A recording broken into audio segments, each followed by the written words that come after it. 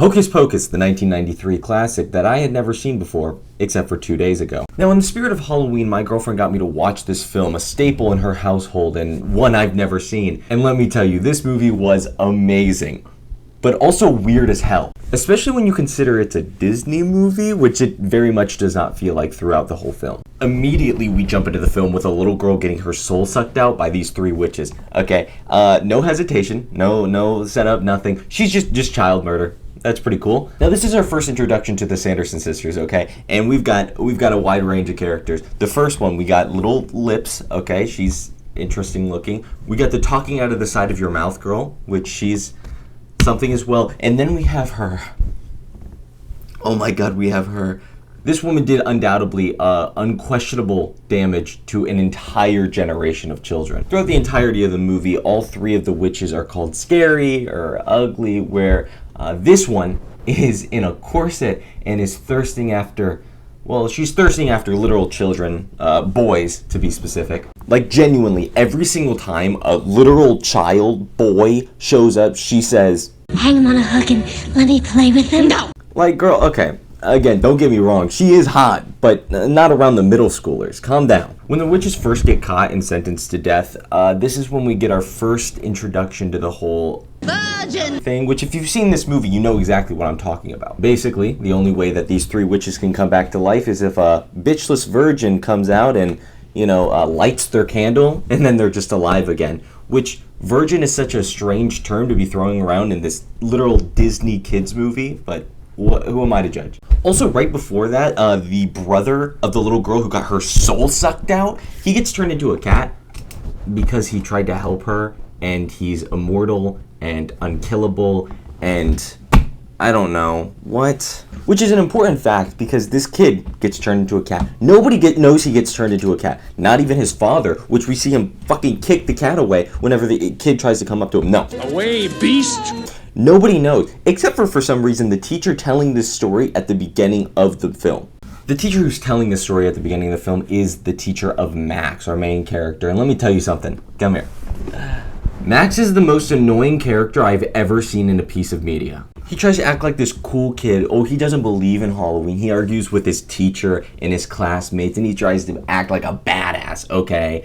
And then he's just a little bitch, okay? He runs into one single bully while he is on his bike.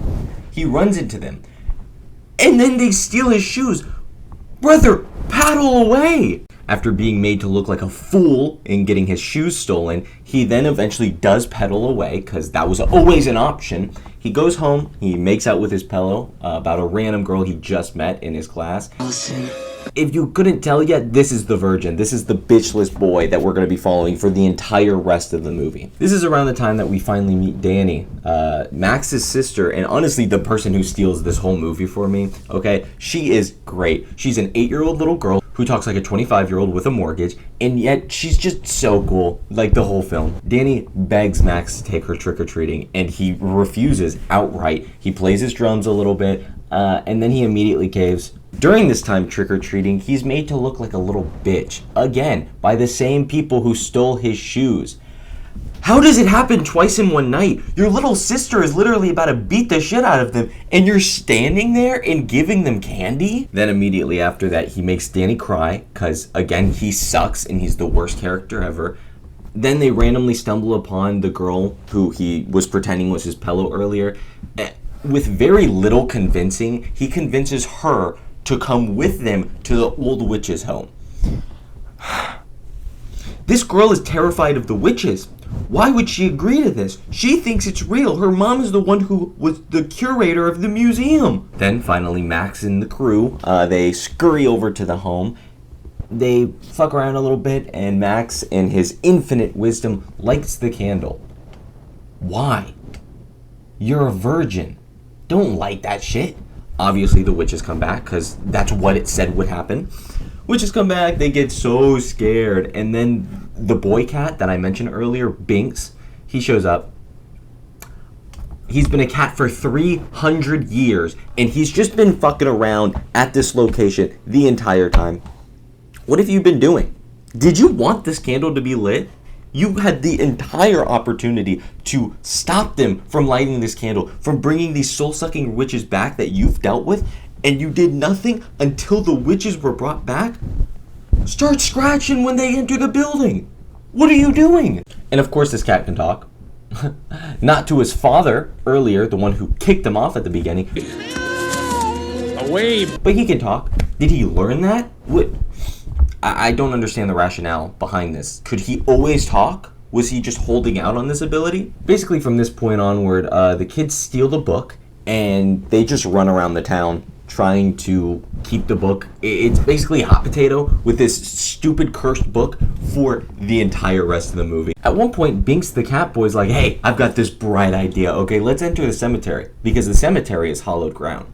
And we know what all of that means, obviously. That, of course, means that witches cannot step on it. Duh. Hallowed ground witches, they can't step on that. They'll turn to statues. Duh. The thing is it doesn't matter.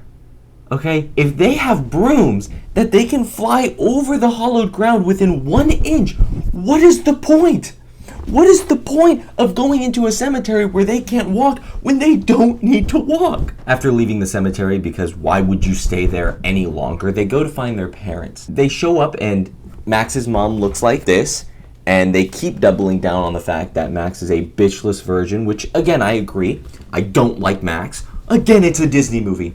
All of this in a Disney movie. Blah, blah, blah. The parents get hypnotized into dancing till they die. That's cool. That's whatever. Sick ass song plays. I am gonna tell you.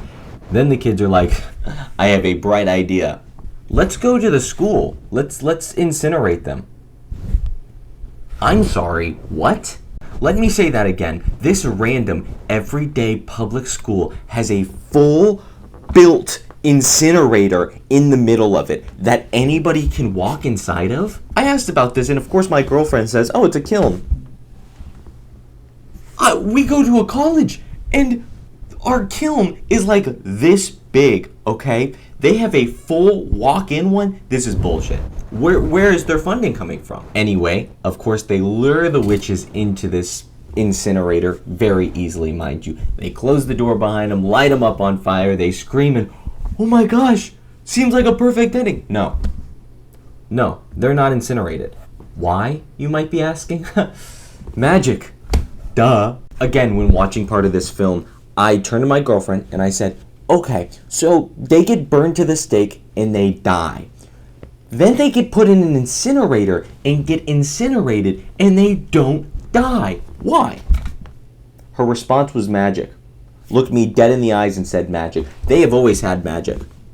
Afterwards, our trepidatious crew decides, let's go home. Job well done. We killed him. Let's head back. Binks the cat boy, who's a 300-year-old boy, gets adopted by the little girl Danny, which again, let's go Danny. She's sick as hell. And then we see Max and Allison cuddle up and we're like, damn, maybe he won't be a virgin boy for much longer, eh?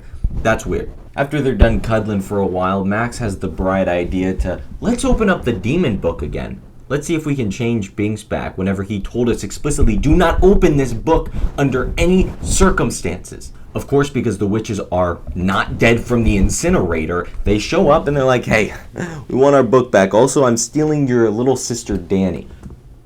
Not Danny. Please take anyone but Danny. Kill Max. Please kill Max. I don't want him anymore. But they steal Danny, and the best part of the film happens right here. Yeah, so this whole movie, the special effects have been alright, I guess, and then whole just practical explosion, or at least it looks very good. Like, somebody just went crazy in the practical effects department. Then yada yada yada, Max and Allison get Danny back and get rid of some kind of kid-touching potion, I'm not really sure. And they have every opportunity, the witches have every opportunity to survive this night. There are droves of kids coming in, and I get they're supposed to be spiteful. I get this is a kid's movie. But if you want me to use kid movie logic, maybe we shouldn't be throwing around the word virgin so much. Finally, the ending conflict happened where, Max takes the potion, he almost gets sucked on, he pulls the broom down, the weird-lipped lady falls down, turns into a statue, Binks dies. Yeah, the immortal cat who can't die and live 300 years, he dies. because witches, because magic. But finally, the witches explode into glitter because the sun touches them, even the one that got turned into a statue from touching the ground. And that's kind of it. We're allowed to be sad that Binks died now. And then we see Binks, the dead cat boy, is noticeably no longer a dead cat boy and rather just a human boy ghost. We then see that he gets reunited with his sister, which is his lifelong goal, proving again what I was saying at the beginning, that this cat wanted the witches to come back. Okay, he is selfish, and he's a cool talking cat and everything, but I don't like him. He seems irresponsible. Then one of the final line plays as Binks walks into the sunrise with his little sister Ghost, and this clip plays. Binks, what took thee so long? I'm sorry, Emily. I had to wait 300 years for a virgin to light a candle.